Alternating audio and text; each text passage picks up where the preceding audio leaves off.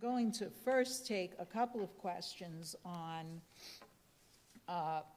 issues of international policy, international strategic policy, and then I'm going to move on to the bulk of questions which deal with issues of economy. Lynn, the first question is on Afghanistan, and it comes from Washington, D.C., from an individual who is one of several who is tasked with putting together policy for Afghanistan. And he says, Mr. LaRouche, as I'm sure you know, on Friday, a number of people joined Ambassador Holbrooke in a trip to Afghanistan where we are beginning to flesh out the details of what the Obama administration's policy will be. It is certainly a policy which is much different than the policy of the previous administration, and also different perhaps than when we first conceptualized immediately after the election. There is talk ultimately of moving literally hundreds of diplomats and other professionals into the region to help expedite this policy overall. In the meantime, the situation in Pakistan grows more grave and more unstable. You have addressed this on many previous occasions, but we were wondering if you would be willing to give us an overview in terms of direction of what you think are the priorities to be addressed. First of all, you have to realize we're in a war situation. The war is against the British Empire and the British Empire's war against us. What is being done now is it has been done recently with these bailouts. If you look at what happened recently with this thing that was the most angering part of the bailout among the American people, when they found out that the money which the federal government had given for bailout into the U.S. system, as in AIG, was being used for massive benefits for foreigners. And so what has been happening is the United States is being subjected to a pressure to destroy the United States as a nation through hyperinflation. And through these bailouts of this type. We're engaged in a war against the British Empire. Now, I think that probably President Obama would be sympathetic to by saying that, emotionally at least. But the point is, this policy of ignoring that issue, we're under attack by a force which is determined to destroy our nation, a force which is called the British Empire. What they're doing is they're sowing the seeds of a hyperinflation like that which Germany went through in the 1920s inside the United States by these bailout operations. And the British think it's very clever, and they're bringing people in Europe online to join in this thing of raping the United States. Now, every policy we deal with has got to deal with the premise we're under attack like warfare by the British Empire. And defeating the British Empire is the case.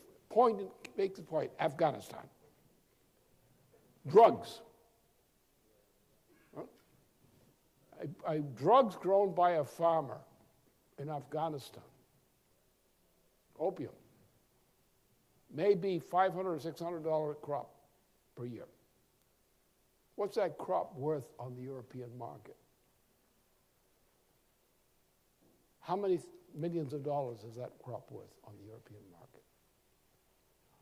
The idea that we have a problem in Afghanistan in which U.S. military and other forces ought to be engaged is insane. We are not in there to shoot farmers, even opium-growing farmers. That is a stupid idea. The idea we have to have a military force in there to manage that thing sociologically is insane. We can't even manage an American city, let alone a nation like Afghanistan. So don't put in advisors to manage that nonsense. What you have to do is you have to talk to Russia, to China, to India, and other concerned countries, and use our concerted force to get rid of every dope peddler moving drugs across borders. We have to toughen up all the drug laws. Any such drug laws, and these substances which are in this category, have to be banned. Absolutely. If we have to jam the prison camps for the time being until we get that thing cleaned up, we should do it. Because if we don't do that, we're not going to have a civilization. That's your choice. Forget the ideology. Now, who is running the drug war? Who is conducting the warfare against the United States on drugs and other countries? George Soros, who, among other things, controls Nancy Pelosi in the House of Representatives. You're serious about the drug problem? You're serious about the Afghanistan problem? Get Nancy Pelosi out of the chair. Push her off the table.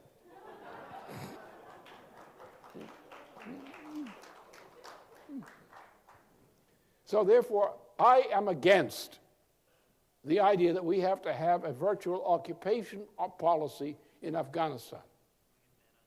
I don't want Americans wasting their lives in Afghanistan with the idea they're going to manage the thing, make things better. What you have to do is one thing, just the same thing that our Attorney General is doing with respect to Mexico, in cooperation with President Calderon of Mexico. We have to shut that border down, not against Mexican people, not against commerce, but we have to get rid of that weapons and drug traffic 2 ways across the border. We can do that. Do it. And do it by getting nations to cooperate with each other for common benefit. And do it by punishing the British every time they turn around. George Soros has committed what we consider crimes. Why is he still running loose? What about Lord Malloch Brown? He's no good either. What about the President Gordon Brown, the Prime Minister? He's no good either. The former Prime Minister, Tony Blair, was more evil and even worse. He was the liar who got us into the war in Iraq. Get rid of these guys. Get them out. Don't cater to them. Don't treat them as respectable. They're not respectable. And create a condition under which countries by themselves, for example, most farmers, like in the drug growing, the farmer who gets into the drug circuit becomes a part of a drug empire. And he's not going to get more money than he would by growing a crop. He's going to be absorbed into the process. He's going to be oppressed and looted. He's going to go into virtual slavery to the drug lords, who are developing armies with which to deal with taking over the control of governments, of entire government areas, nation states. We have to have a policy which is progressive, does not, and we have to have a policy of recognizing that the British Empire in its present form under the Fabian Society government is the enemy of the United States. And we have to break that. That must be our policy. The other side of our policy, which is what I'm promoting, is we have to have an agreement with Russia, first of all. And discussion with Russia on this is crucial, because Russia is the most likely nation to move with us under the right conditions to bring China and India and some other countries together in a Eurasian bloc in alliance with the United States to deal with various problems, including the organization of a financial reform and recovery. So by building up we have to take, in other words, you have to go back to the 1648 Peace of Westphalia. And instead of limiting the Peace of Westphalia concept to giving some benefits to our neighbors and not killing our neighbors, we have to go beyond that. we have to take the idea of affirmative changes in policy as being a Westphalian principle. We have to be working to do something good for the development of other nations and induce nations to cooperate in doing good for each other. This is not a diminution of sovereignty, it's an affirmation of sovereignty, that a nation has the right to be free to do good for itself and others. And that should be the policy of the United States. We are best suited among all nations to do that by virtue of our history. You see, really remind people, especially as these questions come in, of one principle here. The people who colonized the United States, or what became the United States, as in the course of the 17th century, as in the case of Massachusetts, for example. I have some ancestors who were involved in that, the rival in Massachusetts, so there's an invested interest in this matter. That we came here in these colonizations not as refugees from Europe. We came under the inspiration of a policy which was spread within Europe under the influence radiated from Cardinal Nicholas of Cusa in the middle of the century, of the 15th century.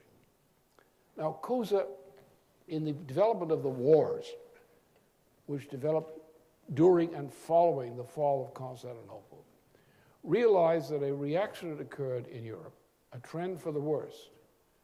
And on this basis, he proposed a policy, which is one of the last policies he proposed before he died, that Europe, the people of Europe who were dedicated, should go across the oceans to engage Europeans who were concerned with places across the oceans, and thus to build up a foil there to act on Europe to stop the kind of destruction typified later on by the expulsion of the Jews from Spain, that sort of thing. That Cusa died in that century, but his friends didn't. And Christopher Columbus, who was a seaman of Genoese progeny, operating in the Portuguese service, Atlantic service, met in Lisbon with a friend of Cusa's, a clergyman, and had contact with writings by Cusa pertaining to this project. So approximately 1480, Christopher Columbus, who was an extended literary exchange with Cusa's friends in Italy, was able in 1492 to finally get the funding to conduct this voyage across the Atlantic, an ocean he knew, in order to start this kind of process of developing relations with the people on the other side of the ocean to balance off the degeneration which was occurring in Europe. That was his intention. And over the course of the following century, going into the beginning of the 17th century, there were whole legions of people, or shiploads of people, as with the Mayflower, and as from Spain in other cases, who traveled across the Atlantic to create settlements in North America and in Central America, whose intention was, whose purpose was, to build up new cultures, new civilization, at a safe distance from the corruption which had taken over Europe, and thus to take the best of European culture across the ocean to build up the allies for the liberation of Europe from the evils of oligarchy, of the feudal and similar kinds of oligarchy. That is our intention. That was our intention then. That is our character. Most Americans came from European origins until recently. Most came here originally to found colonies which would then take the best of European culture, cleansed of its oligarchical associations, to build up in the Americas a force which could then act on Europe to liberate Europe from itself, to liberate it from the idea of aristocracies and oligarchies and titles, and to reduce all citizens to the rank of citizen. That was the intention. Our intention was to take the best of European culture, freed of the dirty stuff, and to bring the best of European culture into other parts of the world. That was Roosevelt's policy. So that policy goes to the soul of the United States. We, because of our history, are the best example, the best natural example of that policy. That's the policy of Franklin Roosevelt, not Truman. And the policy is we must seize what we are. We are Americans in that sense. Not in a chauvinist sense, but in that sense. Our purpose is to present the world with the idea of a sovereign nation state, which is without oligarchy, and which is committed to the greatest principles of civilization of mankind in general, and to promote them, and to promote the freedom of nations to exercise that kind of privilege. In dealing with this Afghanistan question and other questions, we have to take an affirmative moral position that we're not in areas to manage these areas, to condition them, to treat them like children. Our job is to inspire people and to give them the freedom to be able to be inspired. And the first thing we have to deal with to do is to get rid of the British Empire and George Soros. Get them out of our politics and shut down everything they represent. The British Empire is our enemy. And anyone who's competent to be president or an official of the United States ought to recognize that. We're not out to make war on them. We're out to liberate them by getting rid of people like Tony Blair and similar Fabian types who are about the most evil thing that slimes around the earth today. And therefore, our job is not to go in and conquer areas one at a time. Our job is to organize nations together for collaborative efforts which deal with these evils which oppress us. And this drug traffic is an evil we should shut down. And if the British Empire doesn't like it, we'll shut them down too. And we have to start from that. Don't start from this thing, we're going to negotiate, we're going to do this. Oh, it's namby-pamby stuff. Cut it out. Get tough, but be righteous. Don't oppress, but destroy what needs to be destroyed for the sake of humanity. And I don't like this idea of going into Afghanistan. It's a wrong policy. It's a compromise with something else, and I don't think we ought to make those kinds of compromises. I don't think we need to. I think we ought to destroy the British Empire, and then the people will listen to us, we can get everything done.